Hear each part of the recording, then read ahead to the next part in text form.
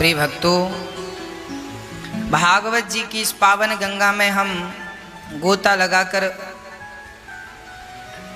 बड़भागी हो रहे हैं। माना कि एक तरफ विषम परिस्थिति है, कोरोना जैसा संकट है, पर दूसरी तरफ यदि आपने इस संकट की घड़ी में अपना मन भगवान में लगाया है तो यह भगवान के भजन करने के लिए उपयुक्त समय है। आपको कथा सुनने को मिल रही है, आप निरंतर कथा सुन करके अपने जीवन में कुछ ना कुछ धारण कर रहे हैं, सीख रहे हैं।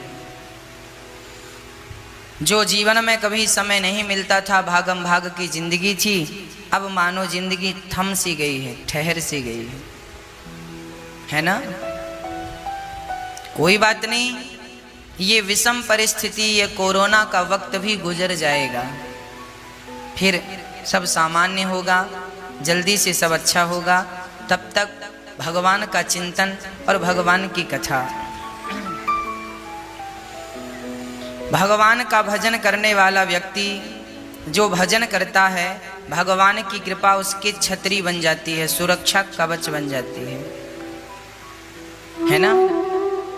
भगवान की कृपा सुरक्षा कवच का काम करती है और आपको आपके जीवन से सारे संकटों से बचाकर आपको आनंद की ओर ले जाती है।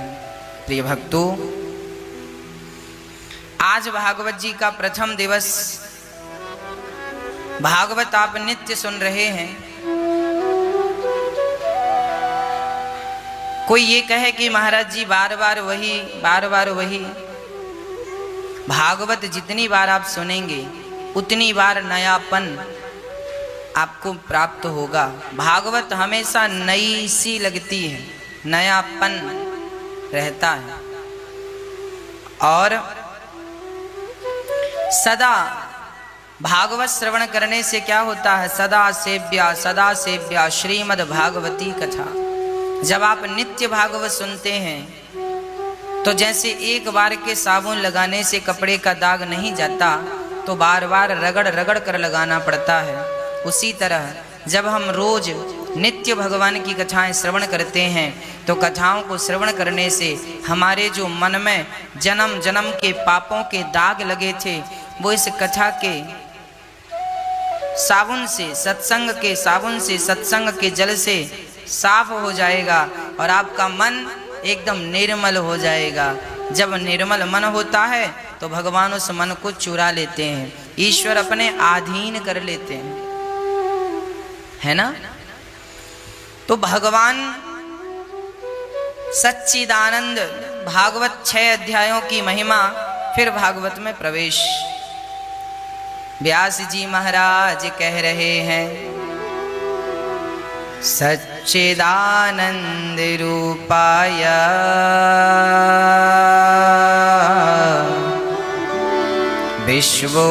विश्वोत्पत्त्यादि हेतवे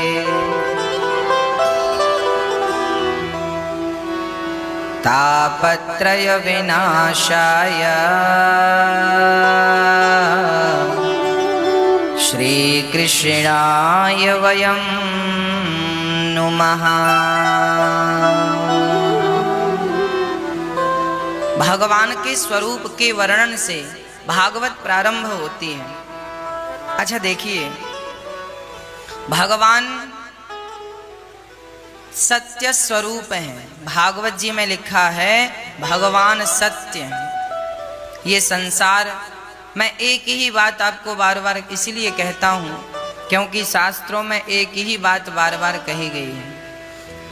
जो बात विशेष होती है ना, जब पति बाजार जाता है तो पत्नी कहती है दाल चावल आटा घी शक्कर गुड़ सब लाना है, पर इनमें जो विशेष चीज होती है जो आज ही खत्म हो गई है, आपने लिखवाया कागज में गुड़ भी लेते आना, पर गुड़ अभी 2 दिन का है। आपने लिखवाया आटा लेते आना, पर आटा भी 2 दिन का है। और आपने लिखवाया दाल लेते आना, और दाल आज शाम को ही बनाने को नहीं है। तो आप सब कुछ लिखकर कहेंगे दाल जरूर लाना। मतलब जो विशेष होता है वो आदमी 2 बार कहता है। उसी तरह भागवत में जो विशेष चीजें हैं वो बार बार कही गई हैं, इसलिए क्योंकि वो हम सबके काम की हैं। क्या काम की हैं? हम ये दृष्टि से संसार को, ये संसार जो है ना, ये जो संसार है ये सत्य नहीं है। यदि ये संसार सत्य होता तो संसार बदलता नहीं, पर संसार रोज बदलता है। हम और आप भी तो बदलते हैं ना। हमारा जन्म हुआ, हम छोटे से थे, आज ये अवस्था है, स्वरूप है, कल और बुढ़े हो जाएंगे। हम परिवर्तनशील हैं, संसार भी परिवर्तनशील है। संसार परिवर्तनशील है, आप और हम परिवर्तनशील हैं। तो हम सभी को इस बात का ध्यान रखना चाहिए कि परिवर्तनशील संसार में रह करके उस अपरिवर्तनशील परमात्मा को याद करना है जो कभी परिवर्तित नहीं होता। इसलिए सदा परमात्मा का चिंतन, संसार में रहकर ईश्वर का अहर्निश चिंतन करते रहें। अब कोई कहे कि क्यों चिंतन करें उन्हीं परमात्मा का, तो उत्तर मिला कि वह सत्य है। इसलिए किसकी पूजा करें, किसकी उपासना करें, क्या करें? उस सत्य की उपासना की जाए, उस सत्य की पूजा की जाए जिस सत्य से हम सभी चल रहे हैं, जी रहे हैं, है ना। ईश्वर सत्य है। शंकर जी से माता पार्वती ने एक बार पूछा कि बताओ प्रभु सत्य क्या है? तो शंकर जी ने कहा, उमा कहाँ हूँ मैं, अनुभव अपना सत्य हरि भजन, जगत सब सपना। शंकर जी ये बात कह रहे हैं रामचरितमानस में कि हे उमा, हे पार्वती सुनो, सत्य केवल ईश्वर है, सत्य हरि भजन, जगत सब सपना। सब सपना है, केवल कृष्ण सत्य है, राम सत्य है। इसलिए हे पार्वती तुम भी राम राम जपा करो। शंकर जी कह रहे हैं माता पार्वती से, पार्वती तुम भी राम राम जपा करो मेरी तरह, क्योंकि वह राम नाम ही सत्य है। इसलिए आखिरी समय लोग कहते हैं कि राम नाम सत्य है, अर्थात ईश्वर ही सत्य है, राम ही सत्य। सत्य ना होता तो लोग ये क्यों कहते कि राम नाम सत्य है? सत्य है इसलिए तो कहा जा रहा है, सत्य नहीं होता तो क्यों कहा जाता? बस प्रभु भक्तों कि उस सत्य परमात्मा में मन लग जाए, ये न केन प्रकार, किसी भी प्रकार से उस परमात्मा में मन लग जाए, चित्त लग जाए। शंकर जी पार्वती को समझा रहे हैं, पार्वती ये संसार सत्य नहीं है।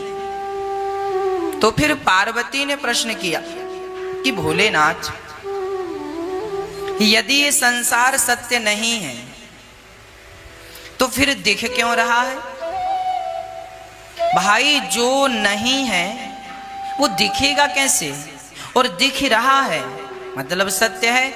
आप कह रहे हैं कि संसार सत्य नहीं है, अर्थात संसार असत्य है, असार है, असारः खलु संसारो, संसार सत्य नहीं है। यदि संसार सत्य ना होता तो संसार दिखाई क्यों पड़ता? तब शंकर जी ने माता पार्वती के प्रश्न पर समझाया, देवी उचित प्रश्न किया है आपने। ये संसार सत्य नहीं है पर सत्य जैसा लगता है। बोले कैसे?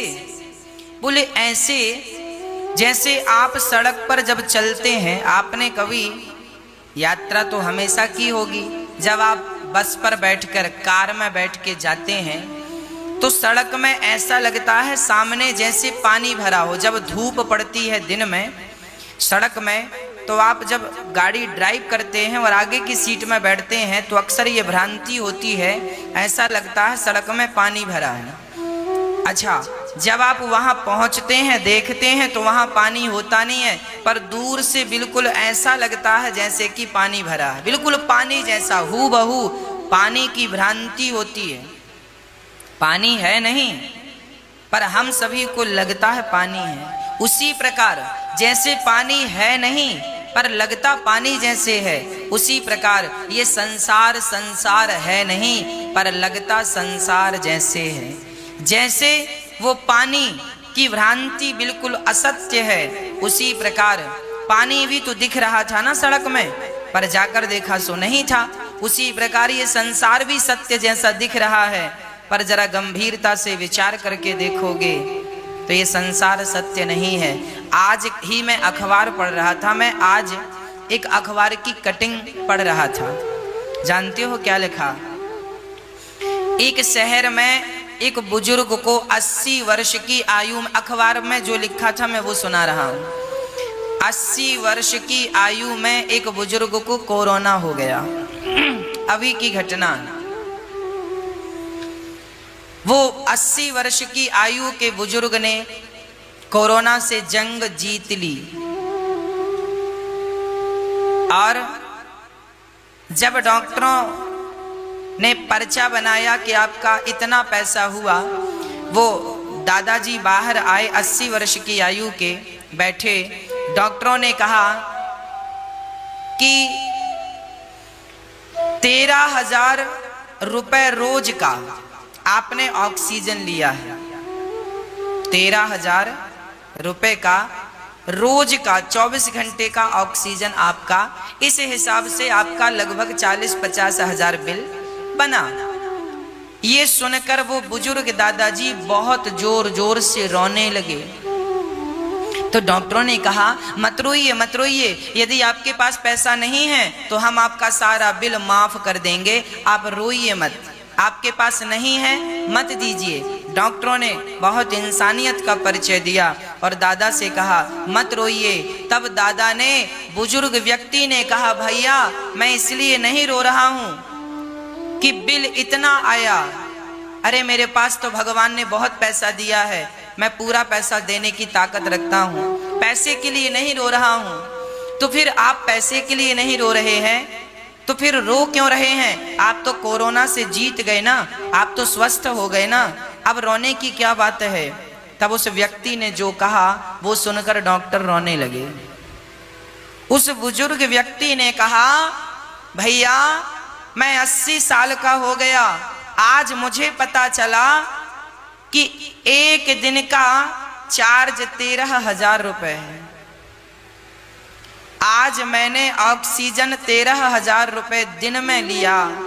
सोचो जब से जन्म लिया है तब से उस परमात्मा का रोज 13,000 का ऑक्सीजन ले रहा हूं। मैं तो इसलिए रो रहा हूं कि तुम्हारा बिल तो चुका दूंगा, उस परमात्मा का बिल कैसे चुकाऊंगा? इसलिए जीवन मिला है तो केवल उसका चिंतन कर लो, उसको याद कर लो, उसका भजन कर लो, इसी से उस परमात्मा का कुछ बिल कम हो जाएगा। नहीं तो किस किस बात का तुम बिल चुकाओगे उस परमात्मा का? ये बिल्कुल सच्ची घटना, वो दादा रोए। ये बात फिर अखबार में आई, हमने आज ही पढ़ा। किसी शहर की घटना है। प्रिय भक्तों, शायद आपको पता नहीं है, ये संसार ईश्वर ने बनाया है ना? इसलिए बनाया है कि कुछ दिन आप रहकर, भाई आप दिल्ली गए, आपकी जॉब लगी दिल्ली में, आपका कोई काम है कि 1 माह आपको काम करना है दिल्ली में। तो जब आप दिल्ली जाएंगे तो रहने के लिए वहां पर एक घर लेंगे कि नहीं? भले किराए से लें या होटल लें या कंपनी आपकी व्यवस्था करे, पर वहां आपको एक होटल लेनी पड़ेगी या किराए का घर। 1 महीना तो गुजारना है ना साहब। दिल्ली गए हैं आप, बेंगलोर गए हैं, मुंबई, किसी भी शहर में आपको जाना है तो आप वहां घर लेंगे और लेकर के आप अपना काम करेंगे। आप वहां घर में रहने के लिए नहीं गए, काम करने गए हैं। पर काम करना है तो भी कुछ दिन घर में रहना पड़ेगा, आराम करना पड़ेगा, भोजन करना पड़ेगा, पानी पीना पड़ेगा, सब तो चाहिए। उद्देश्य क्या है? काम। गए किस लिए हैं? काम के लिए। पर जब काम के लिए गए हैं ना तो वहां पे एक होटल भी मिलेगी आपको, घर भी मिलेगा। पर ये याद रखिएगा, जिस घर में आप रह रहे हैं वो घर आपका नहीं है। आप काम के सिलसिले में 1 माह के लिए गए तो आपने किराए का घर ले लिया 1 महीने के लिए। तो जिस घर में आप रह रहे हैं, जिस कमरे में आप रह रहे हैं, वो आपका नहीं है। पर जितने दिन हैं आप उसका उपयोग करेंगे। बस इसी तरह ये संसार हमारा नहीं है, ये शरीर हमारा नहीं है। हम कुछ दिनों के लिए काम के सिलसिले में आए हैं, भजन करने के लिए, आत्म कल्याण करने के सिलसिले में परमात्मा ने हमें इस धरती में भेजा है। और भगवान ने ये जो संसार है ना, ये किराए का रूम बना करके दिया है, जाओ बेटा कुछ दिन रह के अपना काम धाम पूरा करके वापसी आना। पर हम इस संसार में आते हैं कुछ दिनों के लिए, और हम संसार में आके इसे अपना मान लेते हैं। इसमें रहते रहते ऐसा लगने लगता है ये मेरा है, ये मेरा है, और यही मेरा मेरा यही दुख का सबसे बड़ा कारण बन जाता है। इसलिए इस संसार में रहकर उस परमात्मा को याद करो जिसने आपको फ्री में ऑक्सीजन दे रखा है। उस परमात्मा का शुक्रिया अदा करो, थैंक यू कहो उस परमात्मा को। बस कृष्ण कृष्ण नाम जप करके जितना भजन कर सकते हो, जितना स्मरण कर सकते हो, उतना करो और परमात्मा का धन्यवाद दो, है ना प्रिय भक्तों। जीवन में दुख कब आता है? आज व्यक्ति कहता है, लोग कहते हैं महाराज जी हम बड़े दुखी हैं। दुख का कारण जानते हैं क्या है? एक सज्जन, एक बूढ़े आदमी हमें मिल गए, वो बहुत रो रहे थे। हमने पूछा दादाजी क्या हुआ, आप क्यों रो रहे हैं?